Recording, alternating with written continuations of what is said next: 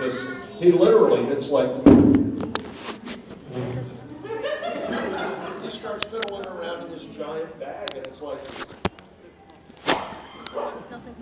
right after like eyeball surgery, he's got these giant blue blockers on, like you see the older folks in the commercials. Get blue blockers today, drive in any kind of intense sunlight. Put on those were his space glasses. He's like, okay, I'm ready now. And the other great moment from that one was they used Quantel. They squeezed his picture down tiny in the corner, and Space Ghost got to say, hey, Michael, is that you in the corner?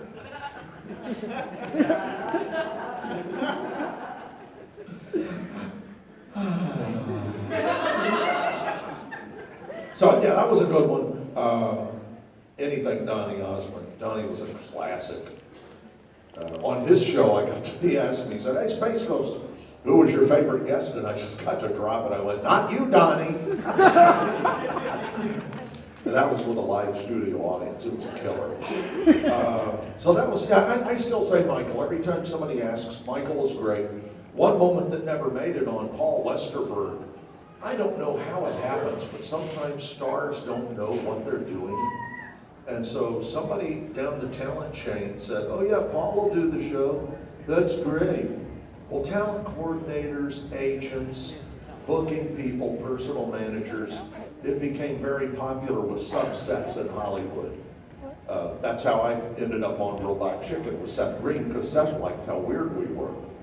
And anyway, Westerberg didn't know that that's what he was doing. And somebody said, hey, Paul, do you want to say hey to Zorak? And after that, we couldn't use anything. He just got up, said something, and in lieu of the younger visitors here, Paul said something and walked out. Well, of course, our genius talent coordinators go running after him with the release. Hey, can we use you swearing and walking out? Would you sign off on you walking out? It never happened. But we've had some good moments. David Byrne was killer. He and I had this whole exchange about death, talking heads, David Byrne. That just got weird. He's like, Space Ghost, what do you want to happen when you die? And it's like you could just see the editors like, yeah, don't use that, cut it. But I told him, I said, when I go, I want to have like a salad bar around my casket. So people, people can pay their final respects and have a delicious crispy green salad, which would be healthy and perhaps help them extend their life a little longer than Fat Boy here eating his barbecue every day. So that was one of the weirder moments. Terry Jones was awesome from Python, but I mean, that did not happen by accident. Those guys are just all genius. Scary, scary genius, because we hit him with everything out of the blue. And the best response, the question was, Michael, or Terry, if you were a superhero, who would you be? And he didn't even think, it was just, it popped out. As fast as I could finish it, I'd be Tongue Man. And I'm like, how's he going to get himself out of this? And just without missing a beat, he said, they come at me with guns and knives, but I lick them all.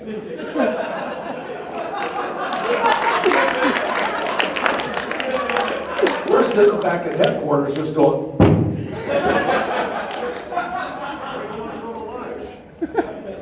Some of them are just scary genius. Carol Channing was cool in a really sweet old Hollywood kind of way. That was one of my interviews, and she's like, this is my husband. And his name was Lowe, and he's like, oh, we Lowes have to stick together. And you can tell by looking at the guy that, like, I think when he went to the bathroom, money came out. They had so much money, and they were old Hollywood, and then like a few years went by, and I read, Channing and Lowe to divorce, and I'm like, are you kidding me? They were already like 200 years old. I'm like, was she playing the field? Because the husband was like 116. She was just waiting for him to die. And she had plenty of money, don't get me wrong. Hello Dolly paid really well. But yeah, she's, you go get an old rich one and wait for him to kick. And when the movies start drying up, it's like, I'm going to go get him now. So some of my favorites. Who else? Did a pile. Bonaducci, I told him. Bonaducci was weird. I'll do your show, but you gotta do mine. It's like blackmail. I'm okay, if I have to. And it was like 12 seconds. They gave me this huge lead up on the radio. I said something funny and they were out. It was like done. Q103. You know, the jingle's gone and then a producer comes on. He really had fun with you. Thanks for doing the show. Like 4 seconds I was on the air. Okay. Can't remember all the ones. I did a pile. Like the first 30 were me and then the producers were like, this is turning into editing hell. We can't chop around it. George never stops. So who's got a question? Where are we going next? Yes, sir. Man in green hat. How do you guys sit down and actually do the recording? How deep? Well, they learned early on, because of the way Fat Boy works, they learned early on that you don't want other people in the booth with me. Because first off, if something crazy happens, you get a great ad lib. I had a great ad lib today. Did anyone come to the voice actor thing earlier? Yes. Did you see the girl with her arms inside the sweater? Yes. That's the way I work best. Because from where I sat, now I've got an excuse. I'm old and I've got 3 eye surgeries in the past year. So the left eye is not what it used to be. I'm listening to the other guys talking and it looked to me like the woman's chest had come alive. Your brain, your brain starts to play tricks on you, and I'm like, well, maybe it's the Flexeril I took for my back last night, but I swear that woman's breasts have become alive. Then I realized, the guy next to me is like, her arms and her sweater stupid. Oh, but it was stuff like that that would just pop out, that they realized, we can't do this with other actors in the room. Because we're going to get a lot more usable from him if we isolate it. So that's what they did. All of my stuff was isolated. I don't think I ever read simultaneously with the other guys ever. And then Clay, I'll tell you a great Clay story on Boat Show, where we all had to sing. Clay did a great job, but he was so uncomfortable about it. They literally had to take all of the partitions in the studio and build him like this little cube where nobody could see him. It was great. I'm like, why were you so uncomfortable? He's like, well, man, I'm singing. And I'm like, yeah, but why does that bother you? Well, when you're doing that voice, you're making faces and stuff. I guess he must have been like all contorted or something, but it was great. Boat Show was too cool. And Eddie Horst, the guy who did the music, rest his soul, Eddie's no longer with us. Eddie was like, dude, I was going to sing your part. Eddie got mad at me because he was going to sing Space Ghost stuff. At the last minute, they're like, well, let's see what the old bald guy can do. So they were happy. But Eddie did okay. He ended up scoring like 3 albums with Bruce Springsteen. All the horns and strings. So yeah, Eddie landed just fine after that.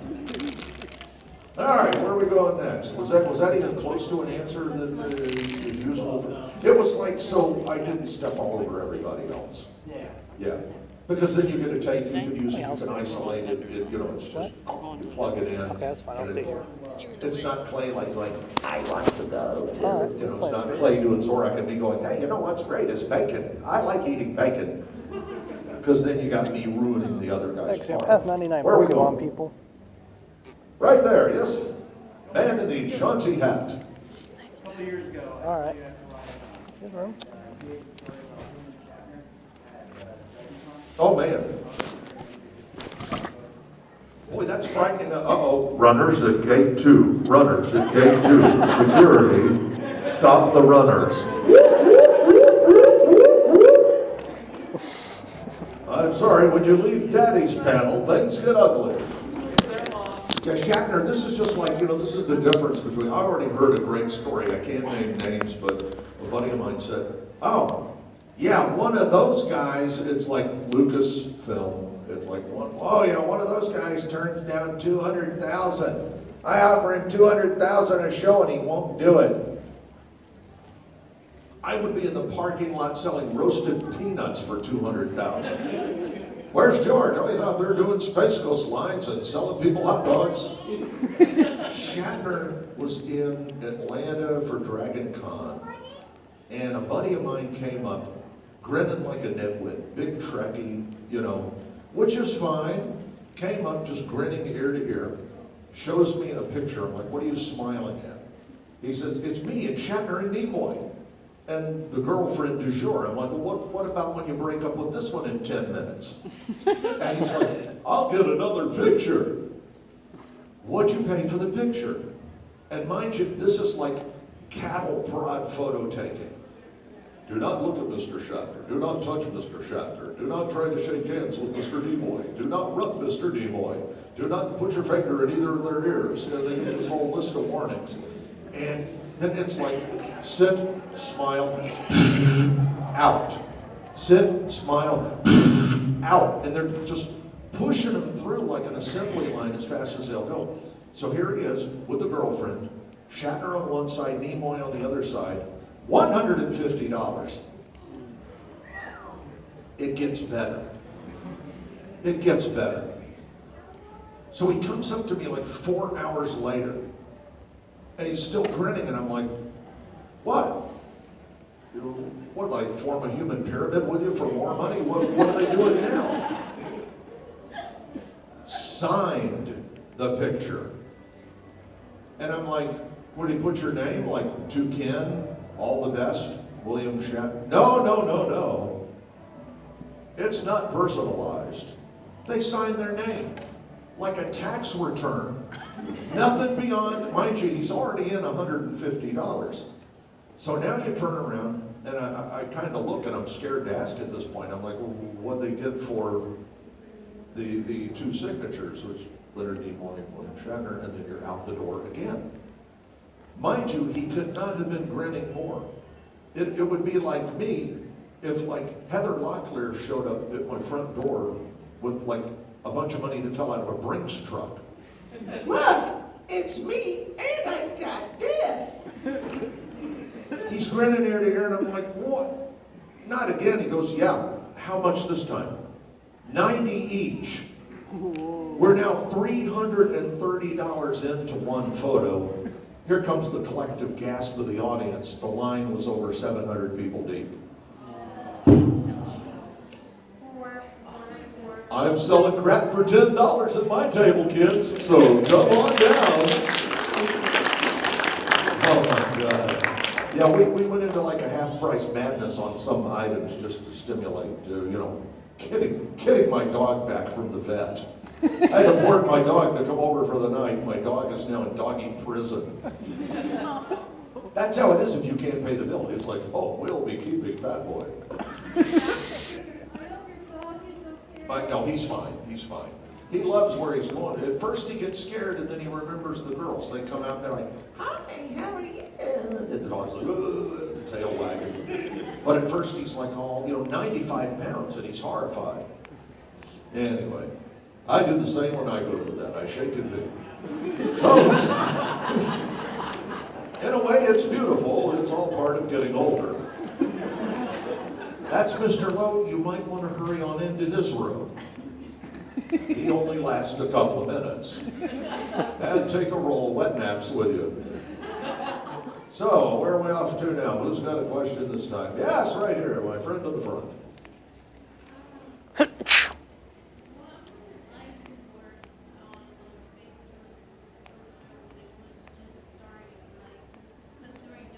Really, really funny and casual. It was, at that point, it was like working in a warehouse, and you were like the only guys on a night shift. That's what it was like. Keith, my friend Keith Crawford at the network, who always sounded like he took a Vicodin with his lunch. This is Keith on the phone. Hey, George, we're gonna have a read-through tonight at 6. Okay, so we'll go down and read through it. I mean, there's like nobody in the building. It was, at one point, it was so empty that they had a janitor at one point walk out with like 16 laptops. They didn't even have security. It's just like somebody went, cool, look at all these laptops. They walked off with all the laptops. But we used to sit there, we'd do like a dry run of the script, People would make notes, oh, this would be funnier if, we change things. And it was really great, because afterwards they'd bring in all these pizzas, like from, anyone here from Atlanta?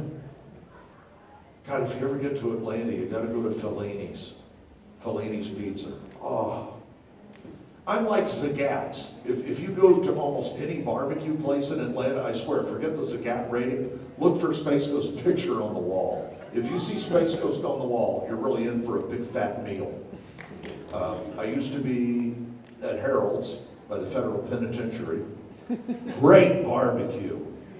My friends would be like, but dude, you're by the Federal Pen, you're at the Gray Bar Hotel eating a plate of barbecue, man. I'm like, yeah, isn't it great? I was eating one day with a buddy of mine and a rat ran into the restaurant. This is my favorite. The place is closed now, sadly. And it's not because of the rat. People just stopped going because they were scared of the Federal Pen. But, well, I mean, it makes sense. If there's going to be a breakout, that's the first place that's going to get hit. But I'm sitting in, and my friend, rest his soul, he's no longer here. I think he had a heart attack because of the rat. And we're eating lunch, and it's really great. My friend went to Brown. He was a literature major, big, juicy chess club brain. And he's like, oh dear. I mean, how many guys, you know it's a literature major from Brown when the response is, oh dear. I'm like, what, Jim? And sure enough across the room, and I mean, not like a mouse. Forget Stuart Little. This thing like had a codpiece and a Viking helmet. You gotta eat the Brunswick stove.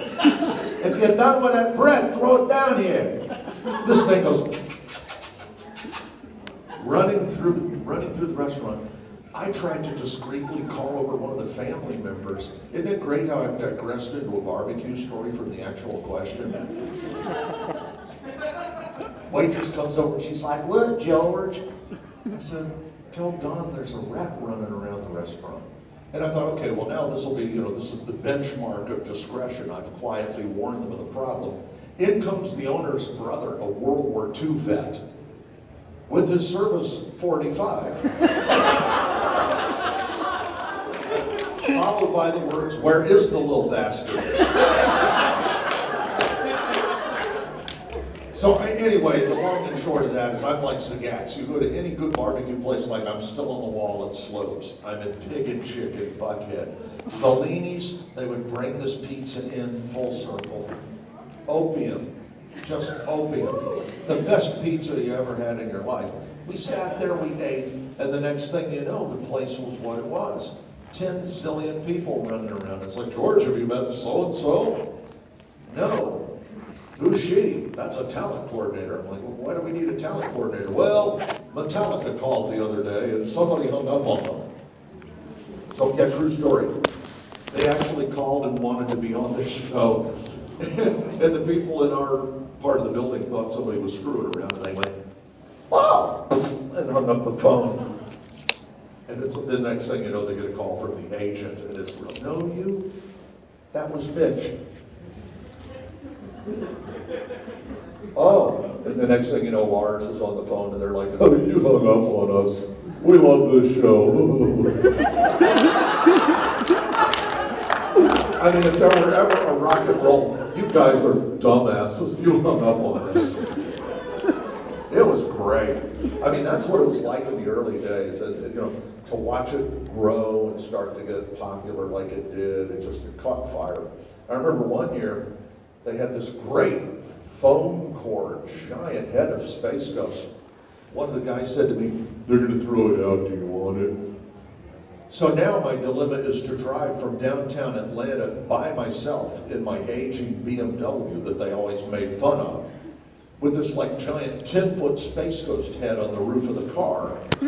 So I'm doing like 30 miles an hour on the highway with this thing strapped down, and people are driving by. The cussing at that speed is always like, I hate you. You die.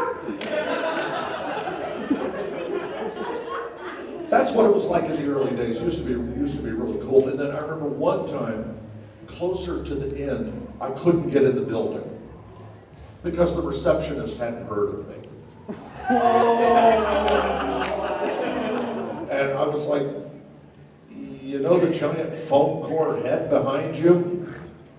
Ow! Then the door opened.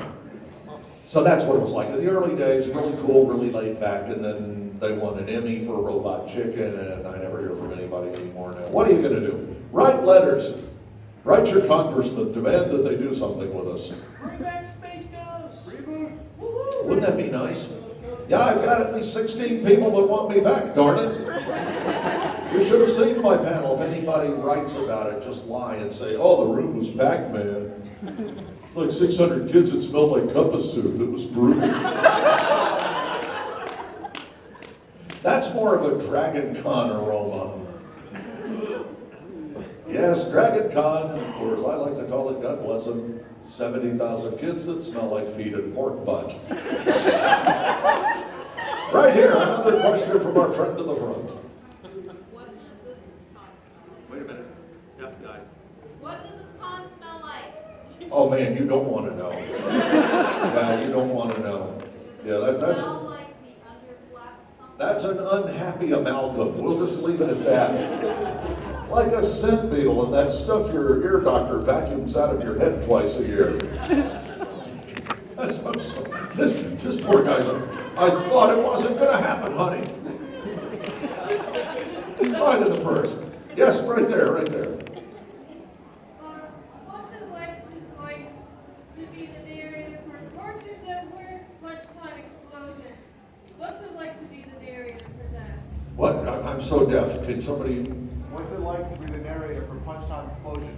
Oh, I mean, it's just one of those things. They throw copy at you, and in our business, it doesn't really matter. It's like, oh, good. More money. That's, on one side, you want it to be art. You want people to appreciate it. You want it to live beyond your time with it, which to whatever degree I've managed to do that. But generally, your first reaction is, thank God I can get a battery for the generator at the studio. It's like that. My friend Jeff, I shouldn't tell you this. I've got a friend who does like everything. Anytime you see Alex Trebek, my friend is the reassuring one. To find out more about this low-cost, affordable coverage, call toll-free 800. You'll even get a free gift. So call now. That's my friend, Jeff Lawrence. And Jeff and I used to do mornings in Clearwater. I got fired because I created something called Stump the Hand. I could play almost anything on my hands. And we would take calls, and the boss came in and like, what the hell's going on in here? It's Stump the Hand. We just thought of it. Jeff just sits on a mountain now in North Carolina making a fortune. But that's my example by comparison of, it's a job. Jeff, that hose you sell on TV, does that thing really shrink up like it's a piece? Hell no, it breaks in 3 days. Why are you doing the commercial? 14,000 big ones for daddy. Jeff is so crazy. He actually has a Winnebago with a recording studio in it. And like an ambulance coming up behind you in the rearview mirror of your car, if you're on the highway behind Jeff, guess what's painted in reverse letters on his hood? So you can read it, and you'll know who's coming up behind you on the highway. In reverse print, here comes the money. Here comes the money. But Jeff, I hear that stuff caused a toxic reaction and people went crazy. $17,000. Got his studio in North Carolina. You've got a studio in Franklin inside a caboose in case the regular studio breaks.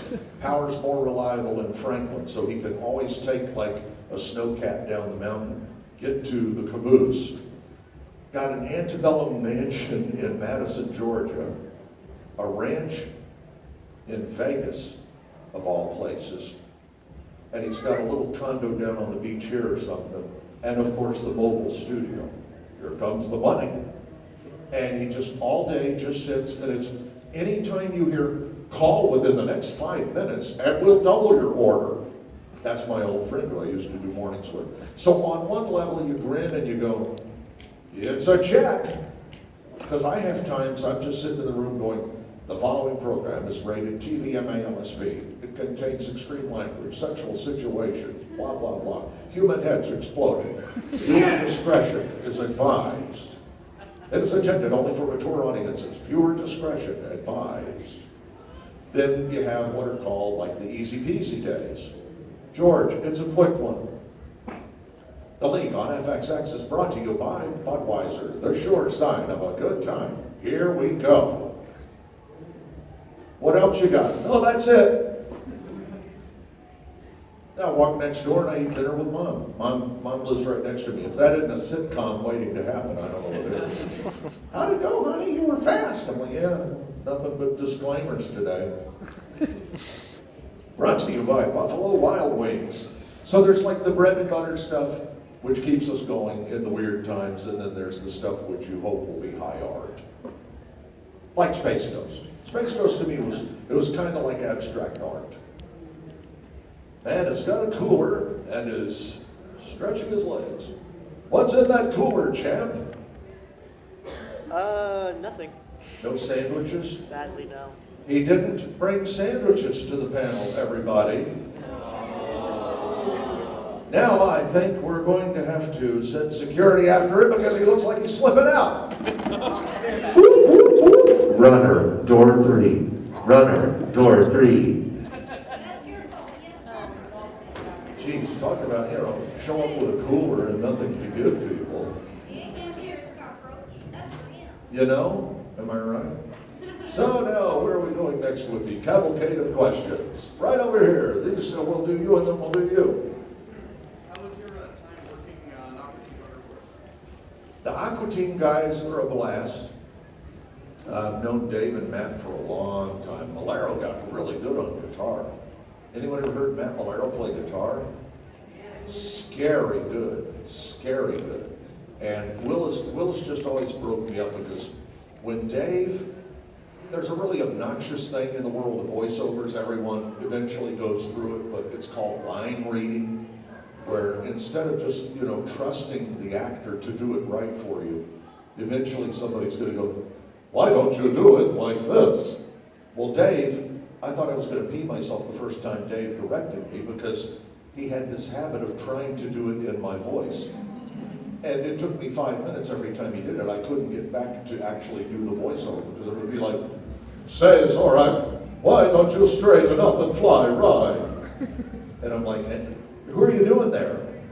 Oh, that's you. I'm like, I sound like that. Yeah, that's how you read. I'm like, okay, well, then of course I'm spending the next 3 takes imitating him. Hey, it's all right, why don't you straighten up and fly right? And he's like, no, but do it as you, do it as you. Use your voice. Oh, so you want me to use my voice? I thought you wanted me to do it the way you did it. So, you do stuff like that. I mean, Aquatine had a very specific vision of what they wanted. Then they did the cartoon. Within the cartoon, did anyone see Jet Chicken? Yeah. Where's that kid with the wet dry vac? What time's this thing supposed to end, you guys? Who's on first? Does anybody know what's going on? Now, what's on second? This doesn't end. This doesn't end. Boy, that'd be a Rod Serling, wouldn't it? Like you go to a panel, but then like after 9 days, it's still going on. Babies are being born and people are dying in the back and there's no food and other people are like eating them and stuff. Well, we got the old Egyptian guy in the back, he croaked. Who's good with a pocket knife? I got a lighter. Yeah. So, and then Santa Man over here had it. Did I get even remotely close to answering the question? Yeah. No? What was the question again? That was the Aquatine Motor Course question. What was it? How was your work with Aquatine Motor Course? Oh, it was awesome. There, that's the story.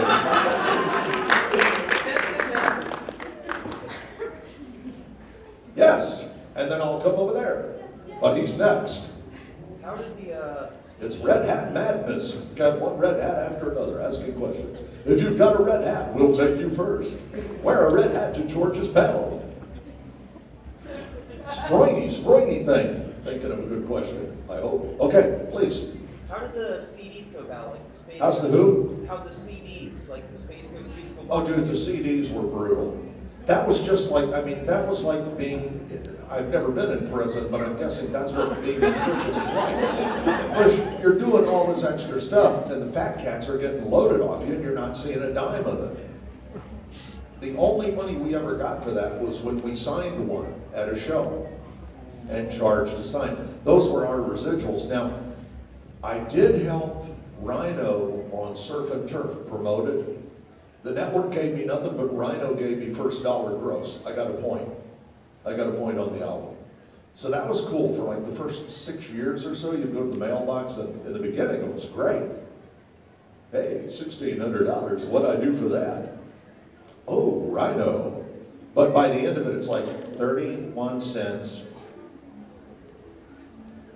Because when these things slide, I just got a check not long ago from a really awful movie that luckily I got cut from Radioland Murders. It started snowing in my 2 shots and they couldn't use it, which is awesome. I was like, thank you, nature. And they're like, okay, so we won't go with an announcer at the beginning or the end. Okay, done, move on.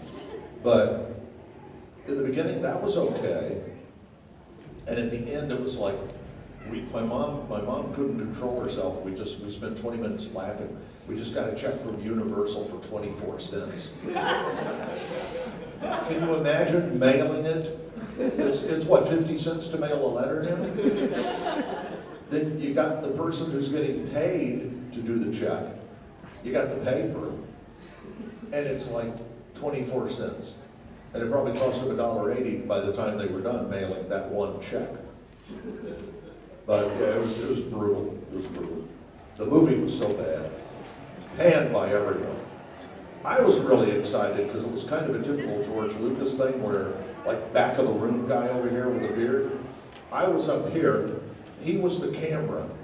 And by the time my line was done, like tonight, WBN hopes to become the 4th nationwide radio network. We listen now as our broadcast is about to begin live inside the great ballroom. I did pretty good Orson Welles, that's why I got the gig. Starts rolling up, and by the time I was done with my line, they were right in my face. And so on that level, I was heartbroken it didn't work out. Runners at gate 3. Runners at gate 3. $8 million to tackle them. I thought if I put some financial oomph behind it, somebody would have dropped it. So on that level, I was really heartbroken. And then the director, anyone ever heard of Mel Smith? No, you have not. Who said yes? No. What kind of sick man are you? Tell everybody what his big movie was. Brain Donors. Yes, a Mel Smith joint, everybody. The best part of that whole movie, I have a friend who used to be the DA on Heat of the Night. He's always like this, by the way. Hi, I'm Wilbur, how are you? Nice to see you. We'd eat out, and in Atlanta it was great because Heat of the Night had a huge African-American audience. Everywhere we went, my friend was just swamped by women screaming, D.A. Darnell, D.A. Darnell. I'm like, hey, are we gonna be okay? It's like half the restaurant just emptied out to go see my friend who's the DA. Wilbur said to me, we're at this big studio, and he says, hey, what are you doing today? I'm like, I'm here to loop Radioland Murders. Ah, little ADR, good for you. That means you're in the movie. I get in there. Assistant, like one of the unit directors is there, and he's like, hey, you did a great job. We love your voice. We're gonna pound out some extra lines for the movie, kind of peppered throughout the movie. So you're gonna be like voice coming out of a transmitter, voice coming out of a speaker in a hallway, voice under conversations in a conference room, voice in the studio, voice here. We had all these things, so I do like 25 of these scenes. And I'm on fire, or so I think, because the guy's buying like every take I do. First take, second take, first take, second take. I'm sitting there going, hey, this is easy. Finally, they get to a scene of like 7 people on a stage. And he says, wow, you didn't sound like you there. Well, everything up to that point is like a speaker, an antenna sitting out in the wilderness. You know, these innocuous scenes, a control room with like, you know, some speaker above it. And I said, well, what do you mean? He said, aren't you the third guy from the left? I said, no. And he went, oh God. I spent like 4 hours looping half a movie, and it was not my part. So I got paid really well from the movie people, but nothing made it in because they thought I was somebody else. And he was happier with my voice. Welcome to Hollywood. Okay, last question, and Daddy's gonna stick a fork. Okay, last 2. You go first, I'll come here, okay? I'm gonna wrap up one more here for my friend, and I'll be right over there. Okay, you go first. Okay, this better be a good one to end on. All right. Okay, so I was just wondering if there's like any special things you do to like prepare for the role. Oh man, you got to first off, you got to get some butter. And I don't know about you, but I'm a honey man too.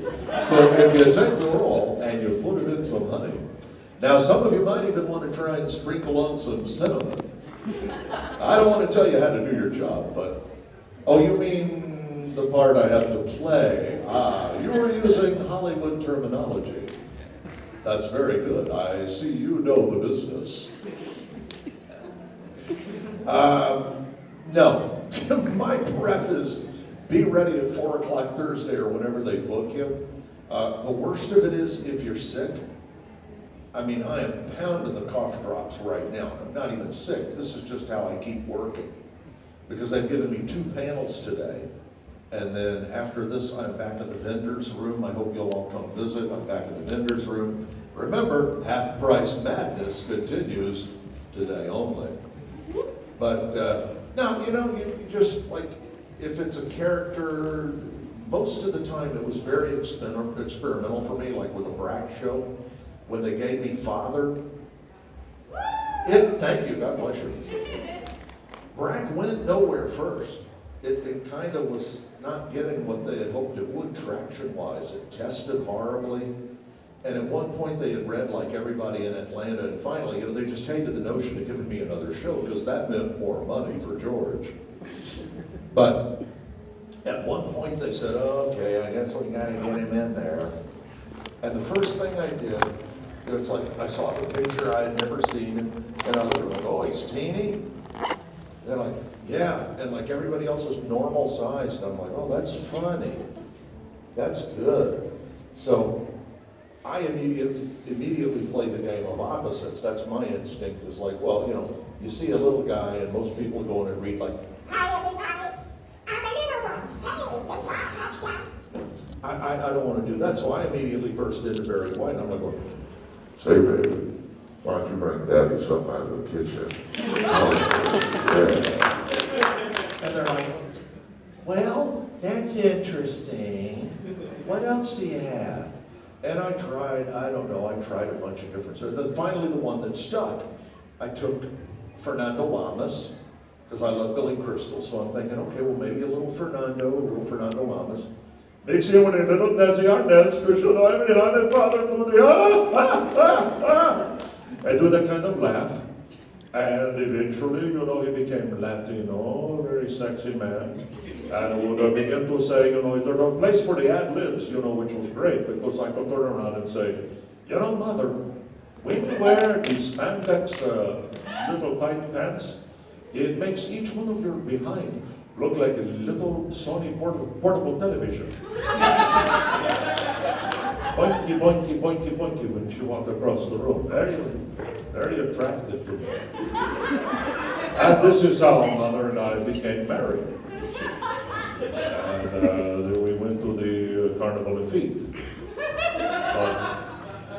You don't want to stay too long at the Carnival of Feet, though, because, you know, It's like it's like go to the cheese festival, really, in a way. It's not good. But that's how that, sometimes they'll call you in, like in this media, you'll get a call, and it's like, what do you have for that? And I remember on the league, they wanted something akin to NFL films. TV's topsy-turvy right now, man. It really is, because everything that is selling is this guy. NCIS, CBS Tuesday. It's all up here. And now, the guy who used to do all the NFL films, he's selling pizza. Papa John. Pizza maker, playmaker. Right now, I get a Papa John's new mothball armpit hair pizza for only $12. And a homemade red kettle cookie for just $5 more. Portion of the proceeds donated to charity, but nobody knows exactly how much, and I'm not saying here. So here's that guy who did NFL films forever, and instead of him doing NFL films, now you got these like slobber. You never know what Hollywood's gonna want. It's all like NCIS, CBS Tonight, Hawaii 5-0, CBS's #1 drama, Saturday. So it makes you nuts. The business just makes you nuts. And my mom is just beyond sick of me watching TV with her. I'll go over in the evening and watch TV with mom, and it's like, can you believe they gave that to him? They have folks in commercials, you just go, how did that happen? And they're making a fortune. Stuff pronounced incorrectly just drives you up the wall. Okay, last question, and then Daddy is going to the vendor's room. By the way, did I mention I'll be in the vendor's room? For those of you who actually do have an allowance, I hear these autographed pictures have strange curative powers. You can rub them over your bodies and they'll remove warts faster than any unguent salve or jelly. Call within the next 5 minutes and we'll double your order. Okay, last question right there. What are your favorite Cartoon Network shows? What do I think? I'm so deaf. Favorite Cartoon Network shows? Oh, favorite cartoon? Mine! What panel did you just attend? Everything I did. Thank you guys. Thanks for coming.